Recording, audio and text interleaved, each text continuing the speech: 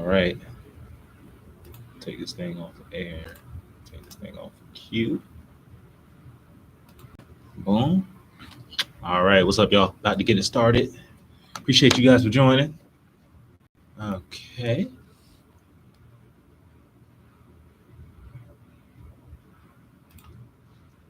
Alrighty. So, yeah.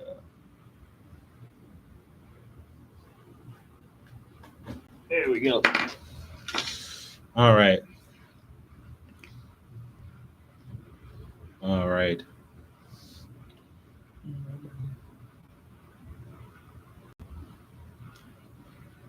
All right.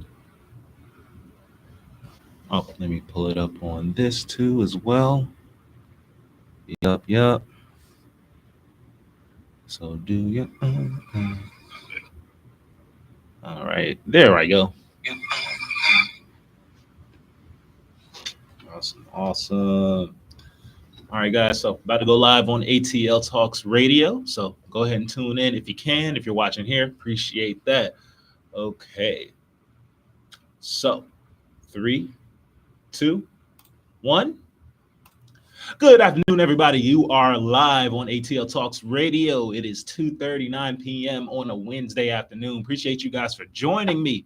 I am Jerome Boateng, and you are listening to the BN'N Podcast. Thank you all for listening, either on ATL Talks Radio or live on YouTube if you're watching the live stream. If you are interested in any more BN'N Podcast content, make sure you make your way to Spotify. We are on Google Podcasts, Apple Podcasts, and iHeartRadio. You can check out all the episodes. This is episode 10. We are on our Ty Dillinger today, man, and I'm very blessed to be here. And, today, not really going to be joined by my man Noah. He's got errands to run, so going to be on solo no Sokoa today. But there's a lot of stuff happening in the wrestling world, and I'm definitely excited to bring you guys that news, man. Today, going to be previewing SummerSlam 2023. A lot of good matches, not as hyped as I was going into the last 2 pay-per-views, but there is some stuff to be excited about, especially the main event, and we are going to get into that. But before we go into SummerSlam, Saturday night is all right for a fight, man. AEW Collision has been picking up steam lately, man. And, it debuted at 816 viewers. Of course, that's going to be the debut episode. And that was when CM Punk first came back. So there was a lot of interest in what he was going to say about a month ago now. But this latest episode last Saturday did 739,000 viewers throughout those 2 hours. And, that's a big step up from what it was before. Because, after that debut, they were only about like 500,000 and, 580, 520 this week. 2 weeks ago, it was at around like 600K. And that was looked up at as a big step up. But this week, 739,000 people watched AEW Collision. And a good portion of that people were definitely interested in the main event, MJF and Adam Cole going against FTR. That tag team has definitely garnered a lot of popularity lately. MJF has definitely always been one of the main guys in AEW. But, AEW Collision, man, it's just been picking up a lot of steam. And what I love about it is just the fact that it's a consistent wrestling show. As much as I love WWE, I feel like sometimes WWE, not even sometimes, a lot of times with WWE, you're going to get pretty much a lot of soap opera stuff. It's going to be a lot of talking, a lot of promos, and you're lucky if you get a few good matches too, especially with what's going on with the Bloodline. They're leaning on their strength, which is definitely the more so promo part of it. But man, it just feels like there's too much talking in WWE. And when AEW initially previewed, it was supposed to be an alternative to WWE. But in my opinion, every time I've tried to watch AEW Dynamite, it's always been something that's like very much an indie-based show. And there's a lot of wrestling fans that like that style, that like the super kicks, love the backflips. They love all the indie stuff, flippy dippy stuff. But to me, man, it just didn't really have a hold on me. It'd be a lot of just, quote unquote 5-star matches, with very little story and very little reason to care.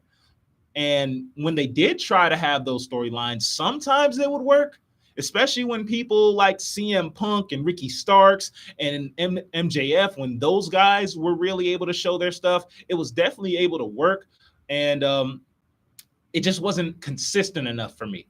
And it just felt like they were catering a little bit too much toward that passionate internet fan base. And, you know, as much as I don't really like Dynamite and I don't watch it, I am glad it exists because, I mean, before then, like, there's always been that market for those mass super kicks and all the flips and whatnot and the exciting, like, you know, stuff that you see with those guys. But for me, it just wasn't enough of a balance. Felt like AEW Dynamite was chaotic. It was very chaotic, very breakneck pace, and, you know, just wasn't, you know, that stable, consistent show that I was really looking for, and it never really just caught my interest.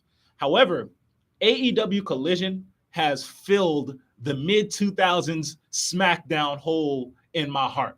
I mean, this is the closest thing we're going to get to that. I mean, you got consistent wrestling. There is match going on after match. There are some promos, but there's only about like one really genuinely long promo per week instead of like WWE. You get about 2 to 3, like 10 to 20 minutes sometime promos per episode. In AEW Collision, it's maybe one of those promos. And most of the time, it's involving CM Punk. It's involving Ricky Starks. It's involving guys like, you know, that can talk on the mic, that can really sell a match, and whose matches are special occasions. But as for the rest of the show, it's a lot of wrestling, and it's a lot of good quality wrestling too. It's not just a bunch of super kicks going on. You got ring psychology going on. You have matches that make sense. It's not just random run-ins every single time, 2 or 3 people running in randomly. You don't know what's going on there. And then every single match is like that. Every single match doesn't start off outside of the ring. Some matches do, and it adds to the excitement when they're varied, when it's not every single match. But in AEW Collision, it's a lot more of a focused and consistent show. I mean, it's not all perfect. I still don't really like the women's division in Collision. I still think that's where Collision lacks a lot. But when you look at what they're doing, and, you know, this past Saturday, July 29th, that episode is really a shining example of all the different styles you're going to get with AEW and all the different quality that you can get in wrestling as a whole. I mean, to start the show, it was Andre Elidolo beating Buddy Matthews in a ladder match. When do you see a ladder match on live TV in WWE ever? Like, not just pay-per-view, like live television. They rarely do those ladder matches. And you got a good one, Andrade Elidolo.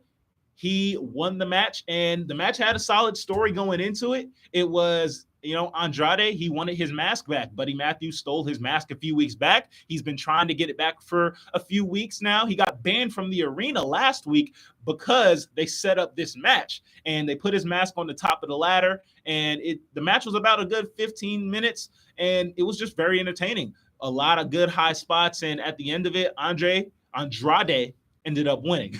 That's like the third time I ended up misspelling the dude's names. I promise I'm not doing it on purpose.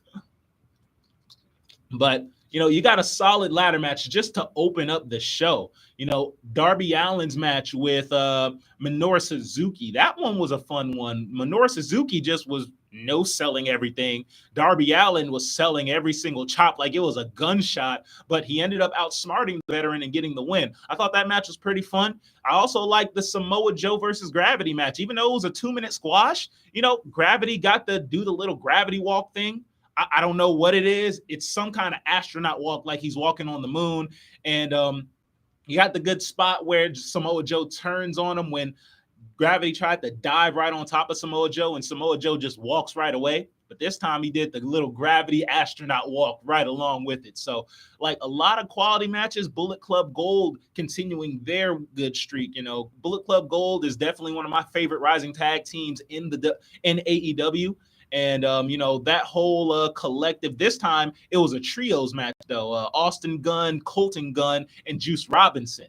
And, you know, no Jay White involved, but they can still uphold that quality. And, you know, that is just one of the good things about Collision Bullet Club Gold has been one of the staples of that show. And whenever you see them, you know you're guaranteed a good tag team match. But I want to get into the meat and potatoes of this episode of AEW Collision. The main two things that was riding on that AEW Collision was riding on. It was CM Punk versus Ricky Starks in a promo battle. And it started off with just CM Punk in the ring with Tony Schiavone. Tony Schiavone was giving him the interview. And CM Punk, he's been walking around with this red bag every single week. And we've all kind of known that it probably was the AEW championship that he technically never lost.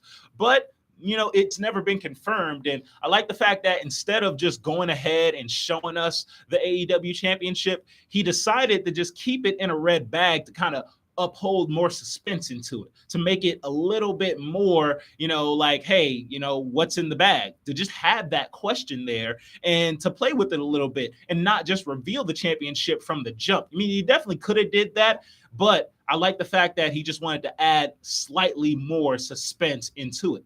But we actually got to see what's in the bag. And we saw that he pulled out the AEW championship that he beat Jon Moxley for way back in All Out, right before the Brawl Out, where CM Punk was then shelved for 9 months because of an injury. And, you know, he stated on that episode, you know, this title is mine, not because I deserve it, but because I earned it. Nobody has pinned me or submitted me for this title. You know, CM Punk just laid it out on the line. He said that he is the real world champion and that no one has beat him yet for that title.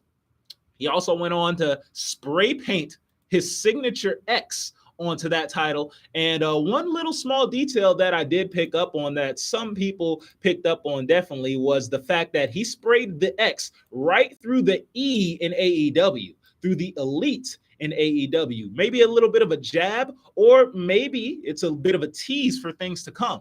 But he sprayed an X through the title, you know, NWO-esque. And he said that his famous catchphrase, this X means I'm straight edge and I'm better than you. And, you know, overall, a solid, hyped up promo. Felt like it was just a really good thing to, you know, get the crowd really amped up into it. The crowd is still 50-50 when it comes to CM Punk. And that's one of the unique things about him, too, because nowadays, after the Brawl Out, there's a lot of people who do not like CM Punk, who definitely sided with the Elite. And whenever there's a CM Punk chant that starts, there will be competing boos that follow it, which will also be followed by competing cheers and CM Punk chants. And it's just one of the unique dynamics that was kind of made by AEW, you know, on accident, really. I mean, it wasn't really on accident. The Elite and the dirt sheets and stuff, they were trying to get the fans to just outright hate CM Punk, but CM Punk's just so good that it really just turned him into a tweener, and now it's just really a 50-50 reaction. But nonetheless, he sprayed an X through the belt, and then out comes Ricky Starks. And Ricky Starks, man, he definitely took his time when it came to coming down the ring. The man walked out, interrupted CM Punk, and then told people, hey, just act like I didn't come in here. I'm going to walk back out and then come back out and play my music and just pretend that I never came out. It was really cool. But Ricky Starks definitely milked that entrance for a while. He came out. He told CM Punk, what you have on your shoulder is owed to me, because I've not only beaten you once, I've beaten you twice. And that's more than anybody in this company can say. And that's the truth. He did beat CM Punk twice. But CM Punk definitely made sure to mention that it was through nefarious means. Ricky Starks grabbed the ropes. Both times he beat CM Punk. Once it was a one-on-one match for the Owen Hart Cup. And then the second time was the tag team match from 2 weeks ago where he beat Darby Allin and CM Punk when he teamed up with Christian Cage. But Ricky Starks, he declared that, you know, CM Punk, if he was in his shoes, would have did the exact same thing, that he would have did anything to win. And Ricky Starks declared that not only is he the real world champion, but he's also the face of Collision. And, you know, you can definitely make that argument. He's definitely been one of the shining stars of Collision. Glad to actually see him shine brightly as he should be, because I wanted to see him on Dynamite really get this shine, but never really came to fruition that way. Never really happened that way on Dynamite. There was never really enough room for him, but in Collision, they have gave him the ball and he is running with it right now. And the fans actually started chanting in the middle of that, Ricky's title. But that was also followed by a dueling CM Punk chant as well. So still a very 50-50 crowd. Both guys very much over. And the match was made official for next week. It's going to be CM Punk versus Ricky Starks this Saturday night for the AEW Championship, or what the title card said, the real World Championship. And, next week, it's going to be Ricky Steamboat, who was announced for the special guest referee. Not sure what relevance Ricky Steamboat may have to CM Punk. It may be some ROH type of stuff, but, let me know in the comment section, if that is at all relevant to them, like if they've had any kind of history in the past. Definitely would like to find out, man. But that should be definitely a quality match. I've been loving the feud that CM Punk and Ricky Starks have been on these past 3 weeks following the World Cup, following the Owen Hart World Cup win by Ricky Starks. I've been really appreciating it. So it's going to be interesting to see who wins that championship. Honestly, I have no clue. You could keep it on CM Punk, or you can really use this to crown Ricky Starks and actually make him the face of AEW Collision. I'm going to go into what I think will probably happen in the next segment, but one interesting thing that I wanted to note, that CM Punk called himself the real world champion, and yet that the AEW world champion MJF was nowhere to be found. Just completely let CM Punk go on about how he's the real world champion. He's never been pinned by or lost for that title, right? But MJF had nothing to say about it. But mainly that's because he was preparing for his tag team match. And MJF and Adam Cole were going up against FTR in the main event of AEW Collision last Saturday. And, Adam Cole and MJF have formed quite a popular tag team. It started off as a feud between the two. They had a 60-minute match before it ended in a draw. And before the rematch could ever happen, MJF and Adam Cole were paired in a tag team tournament, and they actually ended up becoming really good friends. There was a lot of segments, a lot of little vignettes about them going to the gym, going to bars together, and turning from enemies to frenemies, and now seems like they're best friends. But after losing the match to FTR, which was a very solid match, very good match, MJF ended up getting pinned in a roll-up pin.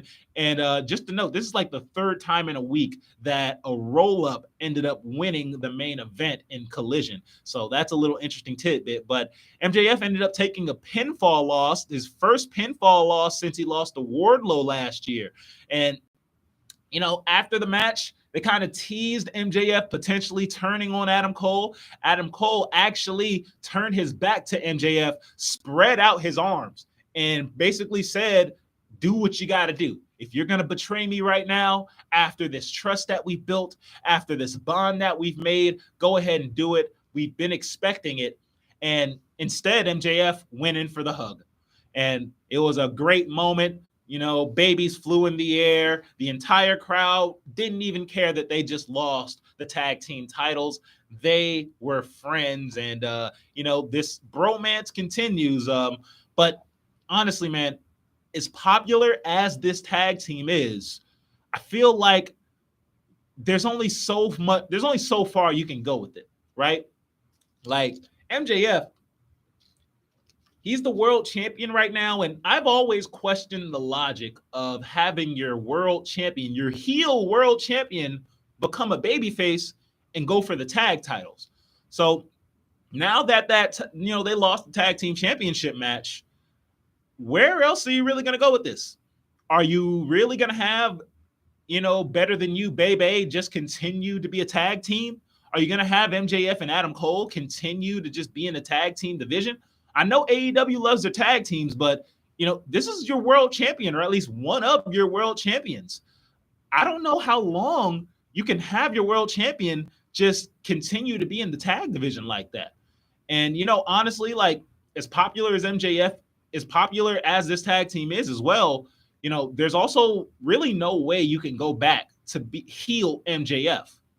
MJF was a bad guy throughout his entire time in AEW. There's been times where they teased him having a babyface turn, but ultimately he's always turned back to being a heel. But seems like with this one, I think they wanted to do the same thing where MJF befriends Adam Cole, gains his trust, and then eventually he ends up betraying him, just like MJF usually does with a lot of his friends and a lot of people he befriends and whatnot.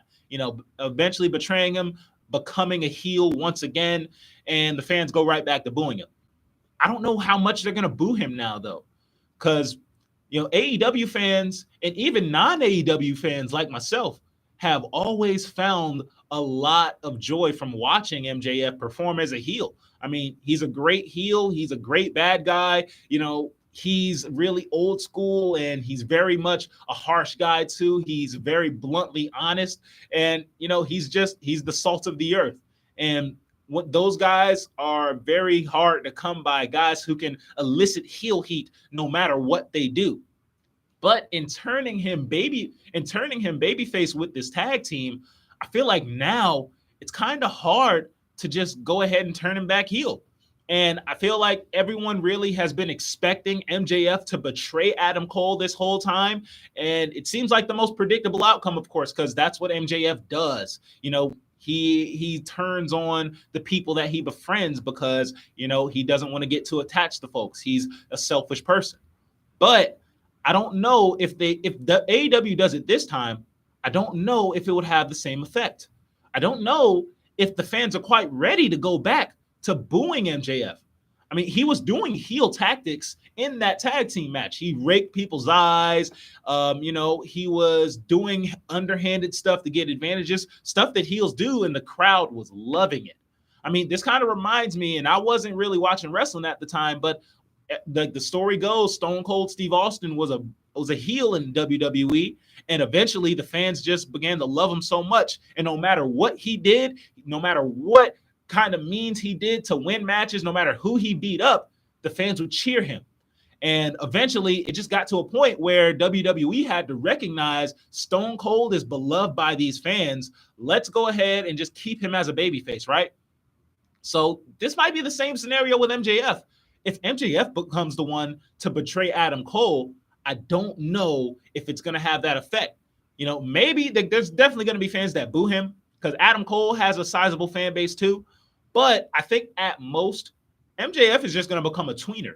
He's going to be kind of a tweener. You're going to get dueling chants like, half the people are going to like him. Half the people aren't going to really vibe with MJF after that because he messed up the tag team. But I don't know if full-on heel MJF is something that AEW can go back to after this tag team. And I think that if they're going to go with this betraying angle, if they're going to have this team split up, it needs to be Adam Cole as the one to turn on MJF. I think that's the most sensible outcome. I think right now, like, you've already turned MJF babyface. So just let the fans keep cheering the man since, it's working this far. And he's already one of the most popular guys in the company. So the fans have already been waiting to cheer him. Now you've given him that opportunity. I don't think you can just take it away like you've done it in the past before. I don't think you can turn him fully heel again. And plus, this opens up the possibility of MJF versus CM Punk Part 3 being a way different dynamic. I mean, look, the Part 3 match, it was already going to be very hyped up and amped up. And, the dynamics were already going to be different because the first two times those two went against each other, one, it's been over a year since MJF and CM Punk have wrestled together. But also, CM Punk was a beloved babyface. MJF was a heel. And the dynamics would be very different for Part 3. Now it would be MJF as the beloved babyface and CM Punk as the heel who the fans don't like. It would be completely different. The title would be on the line. Not just one, but the unification of those titles would be on the line. And that is absolutely a match that you can have main event Wembley Stadium. I think that is the direction AEW should go with this. They've caught lightning in a bottle with Adam Cole and MJF. And if they're going to have it pay off, if they want to continue this, if they don't want this to be a tag team, if they want to continue this, if they want to go on with the storyline after the betrayal, have Adam Cole be the one to betray MJF, make Adam Cole turn heel, and then once MJF is done with Cole, then he moves on to CM Punk after CM Punk claimed that he was the real champion. And then you got a money match for Wembley Stadium in All In. So overall, man, AEW Collision, definitely a very quality show, definitely a great show that I've definitely enjoyed watching. And the ratings tell the story, man. They're climbing up week by week by week. And it's only a matter of time, it feels like, before they start to catch up to AEW Dynamite for Wednesdays. And that's when stuff gets really scary. But they're definitely going to have some competition because college football season's starting up. Hell, next week, they're going to have to compete against SummerSlam, WWE. So Collision, hopefully they keep putting on these quality matches. I think the word of mouth is going to spread throughout. But next week, man, it's going to be packed. It's going to be hard to top that rating because, like I said, WWE SummerSlam is almost here. SummerSlam 2023, man, from Detroit. And I'd like to be more excited for this show. I'd really love to. There's definitely some good matches here, and I'm definitely going to go over all the matches here, but honestly, it's just not really giving as much as it did before. Just to start off, two of the women's matches that I was looking forward to, two of the women's matches I was most looking forward to, Trish Stratus versus Becky Lynch and Rhea Ripley versus Raquel Rodriguez, got taken off of SummerSlam. And before we even get into the SummerSlam preview, let's talk about that a bit, because I know there's a lot of fans right now that are upset about that. They're taking the women's matches off the show. There were going to be 4 women's matches, and now it got stripped down to 2. And not only did it get stripped down to 2, but 3 of the most popular women in WWE are not going to be participating. Trish Stratus, Rhea Ripley, and Becky Lynch, they're not going to be on the show. Well, now Rhea Ripley's probably going to be on the show. She's probably going to be with the Judgment Day and Finn Balor. So we're probably going to see her.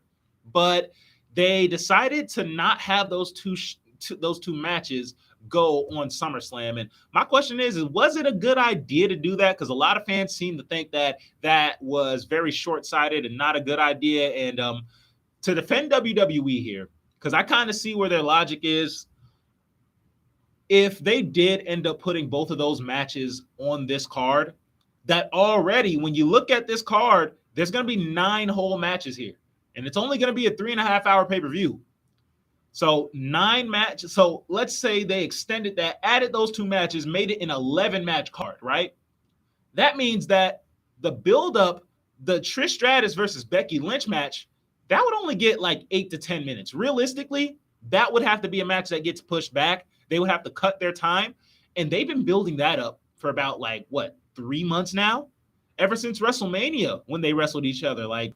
They've been building that ever since WrestleMania when Trish Stratus teamed up with Becky Lynch. They've been building that up. And so to have it end in just like an 8 to 10 minute match, this is going to be the blow-off match. This is like the final chapter of that feud before they move on, right?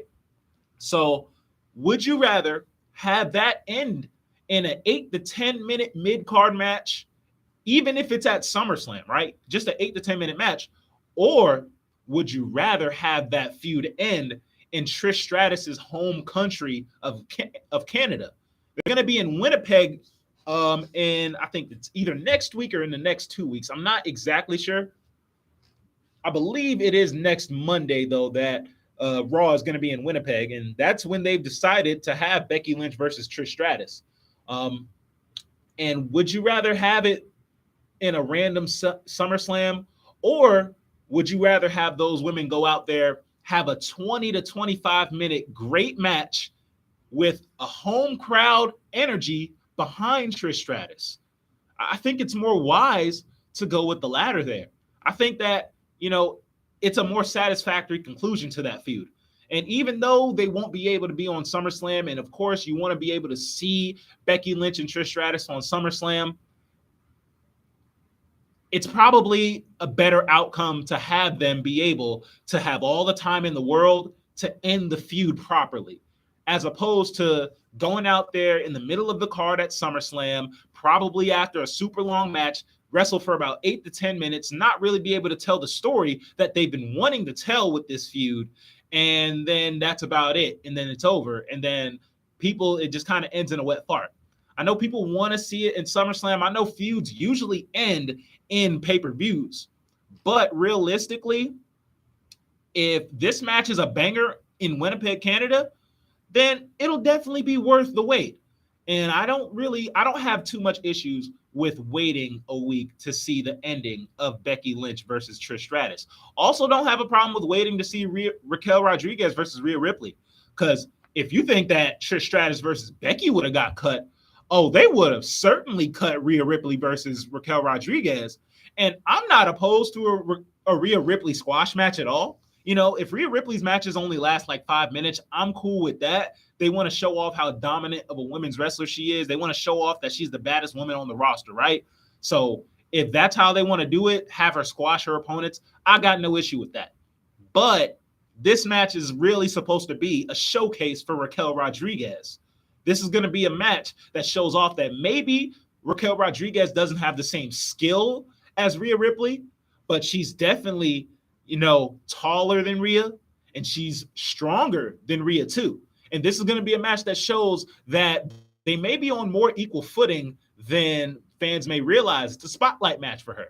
So would you rather have their match be a 5-minute squash match at SummerSlam, or would you rather have them go out there, wrestle for about 15, 20 minutes on a Raw, and then actually put on a show that will showcase Raquel Rodriguez's talents? Personally, I want the latter. I feel like Raquel Rodriguez is one of those women that is worth investing in, especially in the women's division where we need more people. We need more star power here. So this match is important. And even though it's not SummerSlam, I feel like if she has a great match with Rhea Ripley, if they actually build it up really well, if they actually hype up the fans for it and get them excited to watch it, then I think that if it's a good match, of course, Rhea Ripley could really make Raquel Rodriguez look great. So personally, I don't really have too much of an issue with those two women's matches being left off the card, despite the fact that I was really looking forward to it. What I do have an issue with, though, is a random battle royal being added 6 minutes. No, not 6 minutes. 6 days before SummerSlam. What? Okay, first of all, I don't have a problem with the battle royal in general, but if you're gonna have that, you have to let people know about it at least 2 weeks in advance. Just like having Tommaso Ciampa and Shinsuke Nakamura come on Raw and say like, hey, I'm going to beat you for the Battle Royal on SummerSlam. And then Nakamura's like, no, I'm going to beat you at the Battle Royal for SummerSlam.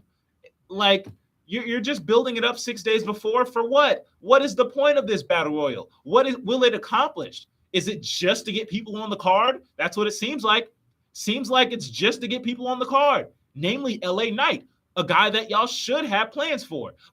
If this is your way of getting LA Knight on the card by taking away 2 matches that have been built up for much longer than this, that I don't like. I think that is something that I disagree with. I don't have any issue with them wanting to give Rhea and Raquel, Becky and Trish. I don't got no issues with them wanting to give them more time. But you cannot just replace it with a random battle royal that nobody knows about, that the fans are not going to care about unless LA Knight wins. If LA Knight wins the match, then people are going to be happy because we want to see LA Knight win.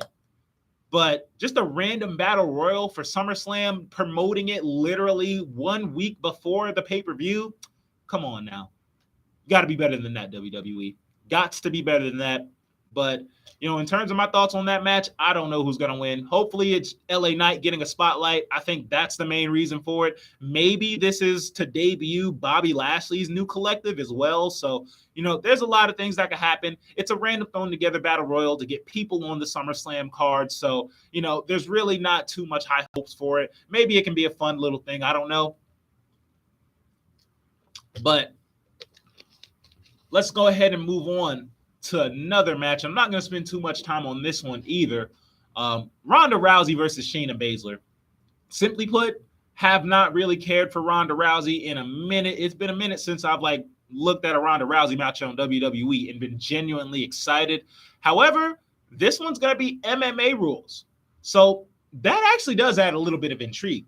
Shayna Baszler and Ronda Rousey both have extensive mixed martial arts history. So to let them go out there and perform and do things that I think it's essentially going to be kind of like a sparring match, but it's going to be really serious. And it's probably going to feel a lot more different than any other match in WWE in the card that night. One thing I just hope for, I hope they let those girls go out there and have just land hard strikes. Just go out there and let them just have a fight. If you're going to have this be MMA rules, this cannot be choppy. This cannot be sloppy. This has to be something that looks and feels like a real legit fight, because that's what's going to make it stand out. And, you haven't been able to see, Ronda Rousey's been able to kind of tease that a little bit, but you haven't really seen it yet from her at all. So I think that match could potentially be a sleeper match, could potentially be a sleeper match candidate. But, the promos beforehand, until the video package they did on Raw was pretty solid. But honestly, the promos beforehand, I haven't really been too interested in that feud. Hopefully the match is pretty good because they're letting them go out there and play to their strengths. So kudos to WWE for being willing to do that. But yeah, that's my opinion on it. Who's going to win? Probably going to be Shayna Baszler. Apparently, Ronda Rousey's on her way out of the WWE. So she's probably going to give Shayna that victory before she goes ahead and leaves. And yeah, that's about all my thoughts on that match. Next up, it's the Ring General, Gunther versus Drew McIntyre for the IC Championship, the Intercontinental Championship. And let me tell you, this is the Big E special right here. Big men slapping man meat. This is one match that a lot of folks are looking toward. And, just quite simply put, man, Gunther has super physical matches, man. He has great matches with practically everybody he wrestles with. I mean, heck, just look at his last match with Chad Gable on Raw. Anytime you see a Gunther match, it's going to be of quality. And that's why we all like Gunther.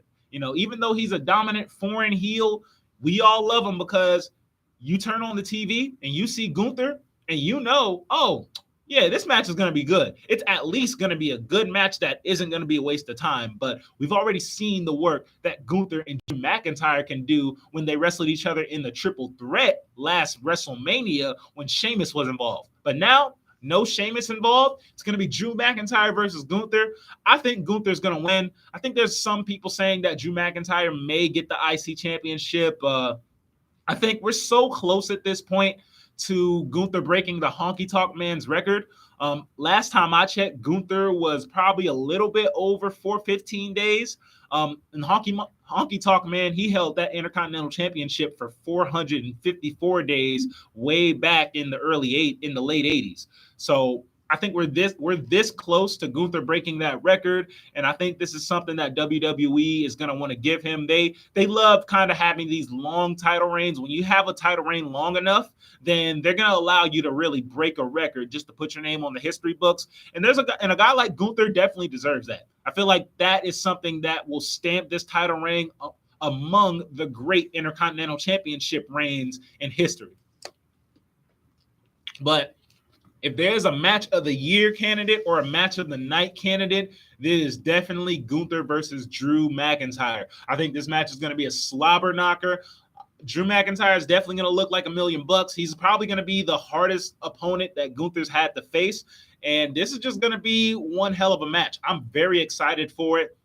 I do think Gunther is going to come out with the victory, though. I like Drew McIntyre, but I don't really know if putting the IC title on him right now is the greatest thing. But, we should be able to see what happens. I predict the Gunther victory, but definitely a match that you should definitely watch if you're not interested in wrestling, or if you haven't really watched it, but you're going to watch SummerSlam. This is going to be one of the marquee matches to watch. Another marquee match to watch is Logan Paul versus Ricochet. And the big thing about this match that they've been trying to sell and trying to get us to buy into is there will be viral moments. And Logan Paul, always trying to go viral with WWE, has millions of followers all across social media. And it seems like every single time Logan Paul is in WWE, has a match, there's at least one clip that gets reposted everywhere, whether it's Bleacher Report, ESPN. He knows how to get this trending. And this time, instead of having Logan go up against an established name like a Seth Rollins or Roman Reigns, or, a really big established star, they're having him go up against a mid-card guy in Ricochet. This is a chance to really get Ricochet over. I think that Ricochet, they've tried having the man go out there and have, talk on the mic a little bit more, to mixed results. I don't love Ricochet's mic skills, but he is able to get the fans on his side, mainly because they really don't care for Logan Paul too much. But, they've already had one viral moment at Royal Rumble when both of those guys did the springboard clotheslines, really high risk maneuver right there. They had an even higher risk maneuver when Ricochet put Logan Paul through a table after they fell off the ladder. And, that's the whole thing that kicked off this feud. Logan Paul calling Ricochet unprofessional after he did a risky spot that could have potentially injured Logan Paul very seriously. So, that's really been the crux of this match. Not only is it going to be a viral trending match, but it is something that they've really been trying to get Ricochet over with. They've been giving him a lot more mic time than usual. And Logan Paul has kind of looked at him as a guy who really isn't worth his time, who's beneath him, who's a guy that's good for TikTok moments, but not really good for great matches or great, moments in WWE history. I do expect this match to be a solid one. I don't know if it's going to be quite on the level of Logan's last two matches that he had with Roman Reigns and Seth Rollins. But, Ricochet has had very solid matches in the past. He's been able to get guys like Velveteen Dream, for instance. They had a very good match at NXT once upon a time. And, he's been a guy that's been able to lead guys in the ring in the past. Now, he hasn't had to do that in the WWE, but this is going to be a match that the responsibility falls on Ricochet to lead Logan Paul through not just a match where there's a bunch of high spots and he's doing all these bunch of flips and backflips and all that, but an actual quality match. And I think that's one thing if Ricochet can come through with that, I think it'll really increase his stock within WWE. Ricochet has always been a very athletic aerial dude, but when it comes to actually having substance with his matches, that's one thing that, it just kind of depends on the opponent. For instance, we just talked about Gunther. Ricochet's match with Gunther was excellent. Not only was he doing the high spots and the flips and all the aerial moves, but he was also able to sell. And he was also able to get through to the fans like that this was an actual fight, not just an aerial spectacle. And I hope that's what this match is. Now, he doesn't have to get beat down like he did against Gunther. I do think that Logan's size advantage should come into play here. This is a match where Logan Paul should definitely get the brunt of the control with Ricochet having the hope spots in between, giving the crowd up, getting the crowd up and out of their feet. And of course, there's going to be that one spot. Logan's going to go through a table or Ricochet is going to go through a table. But overall, it's a match that I am excited about, and I'm very intrigued about it too. Who do I think will win? I think Logan Paul has this win. I think that he's lost if you don't count Royal Rumble, he's lost his last three matches. Money in the Bank, the match at WrestleMania against Seth Rollins, and his match in Crown Jewel last year against Roman Reigns. So he's lost 3 straight times. If you want to keep him as a special like occasion, if you want to keep that aura on Logan Paul, then I think at some point you got to let the man score a win. And Ricochet, as much as I do like his aerial acrobatics, I think that he's a guy that a win here really wouldn't do too much for him. But a loss here really wouldn't affect his current standing in WWE either. I think win or lose, Ricochet's probably going to be the same guy he was coming into the match. But Logan Paul can definitely provide him a chance to really show his talents off a bit more. But I think Logan's going to get the win here. I think that Logan he needs to win a bit more because you want to keep that value on him. You want to keep him as a special attraction. If he keeps on losing, then the fans are just not really going to care as much. But when he wins, they get upset. They start booing. And, I think it's a good time to have the heel get the victory here. And moving on to the next match, Seth Rollins versus Finn Balor. It's going to be a Seth Rollins match, guys. If you like Seth Rollins, you're going to like this match. If you're indifferent on Seth Rollins, you're probably going to be indifferent toward this match. If you don't like Seth Rollins, you're probably not going to like this match that much. I wish I had more to say about it. I really did, because I know a lot of people love Seth Rollins. I don't know they love him. And I know they really like Finn Balor too. They just don't really do much for me. Their last match at Money in the Bank didn't really do much for me. Really didn't. I got to be honest.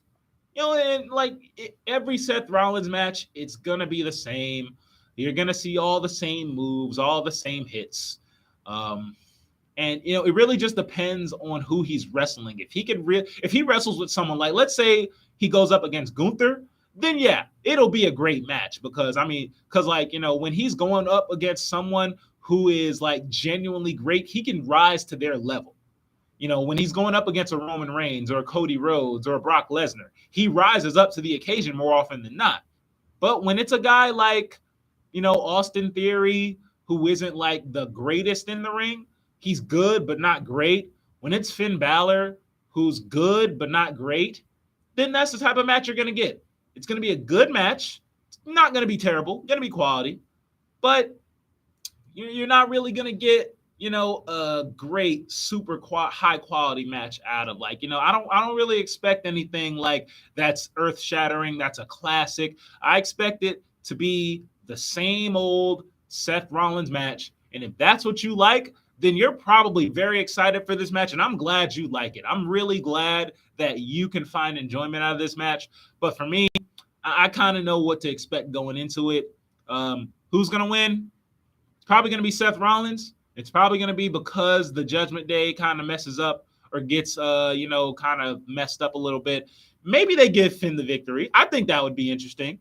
Shake it up a little bit. Actually give the Judgment Day a few belts, actually let them kind of they've been all over Monday Night Raw lately. So if they really want to crown the Judgment Day and let them rule through Raw kind of the same way that the Bloodline did SmackDown, then hey, give Finn Balor the win. It'll be interesting. But either way, I think it'll be an okay match, but nothing that really grabs my attention. Next match we got up. Women's triple threat match for the women's championship. It's going to be Charlotte Flair versus Bianca Belair versus Asuka, the women's championship. What a weird build this has been. It's been a really weird build. At first, Charlotte went up against Asuka, and Bianca Belair, she kind of just got skipped through, right? Because Bianca was the champ. But then Asuka beats her at Night of Champions because she did the little misty eye thing. And Bianca never got her one-on-one rematch, or she didn't before Charlotte.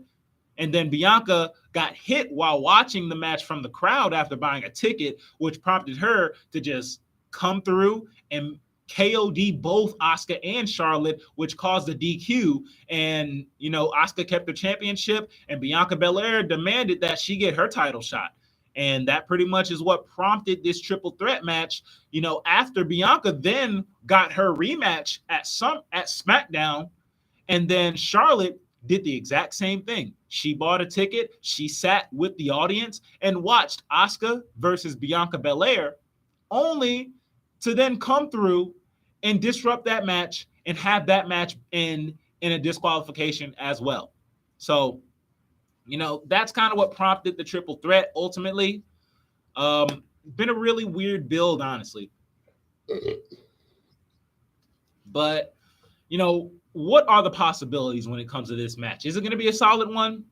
I mean, it has Bianca Belair, has Asuka, has Charlotte. These are three women that are all capable of having classic matches. So, I'm definitely intrigued by it. And I would love to be more excited for it. I would love to, but I think that, just the build to it has not really lived up quite to expectations. And I think that's kind of a trend when it comes to Bianca Belair, where, the build up to her matches usually aren't the greatest thing, but the matches themselves, sometimes, especially when she's in the ring with a great opponent, could really shine through and really become a classic. Exactly the instance that happened with Backlash when she wrestled Io Sky. No one really knew what they expect coming into that match, but after the match was over, it was a bona fide banger.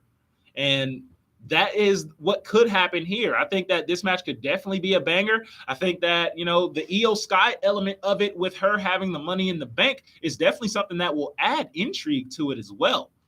Who do I think will win? I honestly have no clue. You could keep that title on Asuka. You could have Bianca or Charlotte win. You also could have Io Sky cashing her Money in the Bank at the end of the match. But ultimately, I'm looking forward to it. Personally, I'm always riding for Bianca Belair. That's my girl. I like her and I want her to win. But, at the same time, Asuka's only had this championship for like 3 months. If you end, because Bianca had that title for like over 400 days, right? So if you're going to end that title reign, then at least have the person that beat Bianca Belair hold the title for a bit of a longer time than just 2 months. I mean, hell, if you're just going to have Charlotte come through and win the title again and get number 15, then hell, why not just build it up to have Bianca Belair at SummerSlam still have that record-setting title reign, and then Charlotte can come through and win it, and it would feel like a more special match. I think that's really my biggest thing in general. I think that really, if this was just Charlotte versus Bianca Belair, I think this match would have way more hype going into it, especially if Bianca was still champion. Alas, that's not the case. It's a triple threat match with decent build, but ultimately, I do think, if I'm going to predict, I think Asuka's going to win because she's only had that title for like 3 months, and it'd be kind of irresponsible to just have her lose it after a couple months and, at least give her a chance to be the face of the women's division in SmackDown. Give her that chance. Maybe it can be because Bianca and Charlotte keep going at each other, like Noah said a few weeks back, and then that's kind of how they break off into their one-on-one feud. I wouldn't mind that either. But overall, intrigued by this match. Don't know if it's going to be great or not, but intrigued by it because it has 3 high-quality women. So now the last 2 matches are the 2 main events, although only one of them is the real main event. But the first match, Cody Rhodes versus Brock Lesnar, part 3. And their first 2 matches were really good. First match, Brock Lesnar dominated throughout, but Cody Rhodes was able to slip through and sneak a victory after pinning Brock Lesnar while Brock had a Kimura lock onto Cody Rhodes. But after that, Brock Lesnar broke Cody's arm, and Cody fought through with a broken arm. He had a cast on and everything at Money in the Bank. Not at Money in the Bank, at Night of Champions 2 months ago. But he wasn't able to get the victory against Brock then. But now at SummerSlam, this is part 3, and both guys are fully healed. Both guys are ready. Brock Lesnar did get the upper hand on Cody Rhodes the last 2 times they interacted, including beating up the man right in front of his mother. My goodness, Brock. Like you're just going to break the man's arm right in front of his mom, dude? Like, gosh, that's even harsh for Brock Lesnar. But definitely an intriguing one here. Cody Rhodes has definitely continued his babyface hype, has definitely been a guy that has gotten attached, has been able to create an attachment with the WWE fan base, despite, not having that title, despite not winning at WrestleMania against Roman Reigns. He's been able to maintain that popularity. And so ultimately, I think that's why you go ahead and have Cody get this win. Brock doesn't need to get this victory. Brock is Brock Lesnar. You need to tell this story. This is a story of Brock Lesnar just being a big bully. Everyone keeps asking, why is Brock Lesnar feuding with Cody? He hasn't given any reason as to why he doesn't like Cody Rhodes. The reason is because Brock is just a big bully. That's why. He's a big bully, and he just beats up Cody Rhodes just because. Maybe we'll find out the reason after this match, but I think this is going to be a brutal match. Hopefully, this is the cream of the crop. I think like the first two matches, like the first one was good. The next one was a step up and really good. So I'm expecting this one to really be a classic. I'm expecting this one to be a great spectacle. And Cody Rhodes should get the victory because he needs it more. And you got to keep up his momentum too. I think he lost to Brock already. And I know it kind of veers into Super Cena territory, but right now it's kind of working. So just stick with that plan you got with Cody. Make him the white meat babyface that overcomes adversity, that overcomes the ultimate obstacle in Brock Lesnar, and have him win at SummerSlam and continue on to try to finish his story, which is getting the WWE Championship. Which brings me to the main event of SummerSlam. That is Tribal Combat, Jey Uso. The main event, Jey Uso, will go one-on-one with Roman Reigns for the WWE Universal Championship. A match that is 3 years in the making.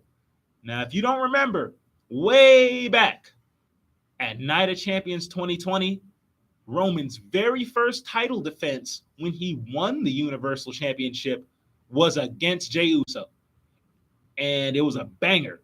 It put Jey Uso on the map. It was a much better match than anybody expected, much better feud than anyone expected. They followed that matchup with the Hell in a Cell I Quit match, which possibly topped that one, was very emotional, very gripping, and ultimately ended in Jey Uso quitting to save his brother and ultimately joining Roman Reigns and beginning the bloodline. And that was back in 2020.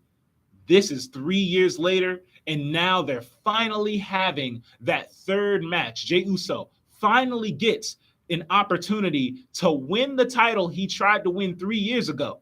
Only this time, it's going to happen in front of a live crowd. You bet I'm excited for this one, man. And, this storyline, it's been great. Roman Reigns' title reign has been great. They've been doing a lot of great numbers with WWE, a lot of great ratings. It's moving merch. It's putting WWE back on the map. This is more of a boom period that I've seen in WWE from years with Roman Reigns as champion. And I've said it before, there have always been times in this reign where folks have said that Roman needs to lose. Take it all the way back to the Clash at the Castle when Drew McIntyre had to beat him.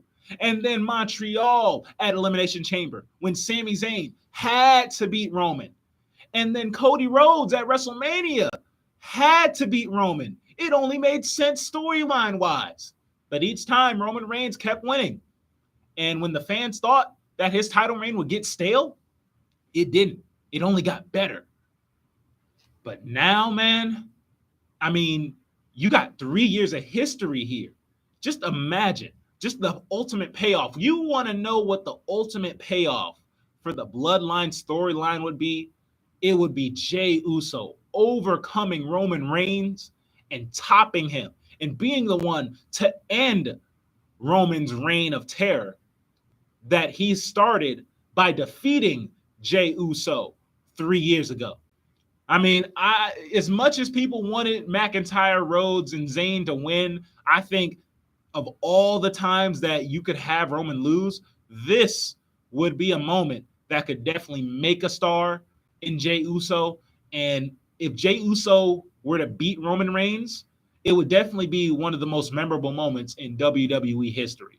It would be one of those moments that gets replayed over and over again throughout the history of the WWE.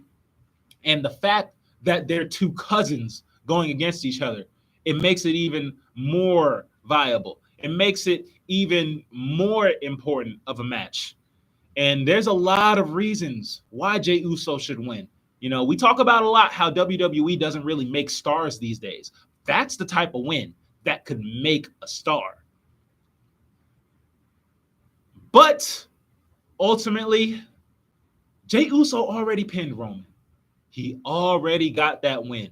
It was Money in the Bank last month when Roman Reigns got pinned for the first time since 2019 in a tag team match against the Usos. So ultimately, as cathartic as a Jey Uso victory might be, my guy Roman Reigns is still the one. He's still going to remain champion by the end of SummerSlam. And it's still going to remain a great title reign despite fans saying, oh, man, if Jey Uso isn't going to beat him, then who? You done spent all this time building up the story. Who's going to beat Roman Reigns? If not his cousin, then who? And most people would say Cody Rhodes. I'd probably say Cody at this point too. And, you know, I definitely understand the argument of Jey Uso winning. And if Jey Uso wins, trust me, I will be very ecstatic for the man. As much as I am a Roman Reigns fan, I do recognize that the title reign does have to end eventually. But with Roman doing this much numbers, Roman Reigns is pulling 3 million viewers for SmackDown. Like, when's the last time that happened? 3 million for a WWE show? You know, I think right now, WWE is comfortable with where Roman is right now. He's been the ambassador for WWE for 3 years now. And hell, even longer than that, honestly, if you don't count the Tribal Chief days. So ultimately, it's going to be a great match. Going to be no DQ. Going to be a lot of shenanigans going on. Going to be about 20 to 25 minutes long. You know, Roman matches are always great. And it's going to be the capper to the Roman Reigns Jey Uso story arc. But I don't think it's going to be the end of the Roman Reigns story. I don't think it's going to be the end of the Tribal Chief.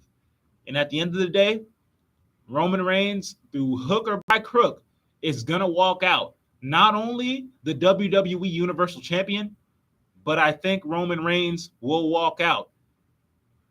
But Roman Reigns will walk out as the Tribal Chief and remain the Tribal Chief for the foreseeable future.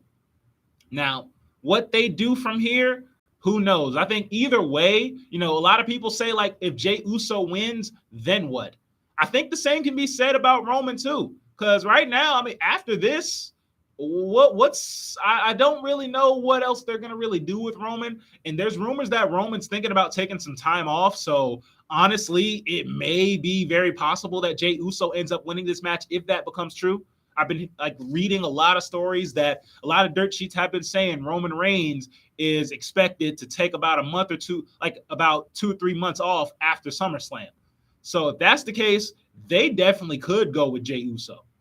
But one thing I don't want to see, I do not want to see Damian Priest cash in and win that Universal Championship. I know WWE loves Judgment Day right now, and Judgment Day is over. They're getting more over by the week. I mean, heck, at this point, when their music plays, they get cheers, except for Dom. Everyone hates Dom, of course. Like Dominic, that's why he's so important. He's the guy that gets them boos because they're supposed to be heels. But they get cheered when their music plays, and they're getting more over. I think that having them win the Universal title and then having all the gold, like, it's something you can do. I don't think you should sacrifice either Roman's title reign for that or sacrifice Jey Uso's victory for that. Unless you plan on having Jey Uso eventually win it off of Damian Priest again. But honestly, I think that no matter what the result of this match is, don't have Damian Priest come in and cash in. That's the only thing I would be unhappy about. But as far as the tribal combat goes, man, I'm excited for that. I think that's the match that's going to make SummerSlam great. Even if all the other matches are bad, this is going to be the one that everyone remembers, who no matter who wins. So SummerSlam, man, looking forward to it. Next Thursday, I'm going to be back with another episode of the BN'N Podcast. Hopefully my guy Noah's with me so we can review SummerSlam as well as Ricky Starks versus CM Punk. Definitely going to still make sure I watch that match. But I appreciate everyone for tuning in and listening today. This has been the BN'N Podcast. This is your host, Jerome Boateng, and I'm signing off. I will see you guys later.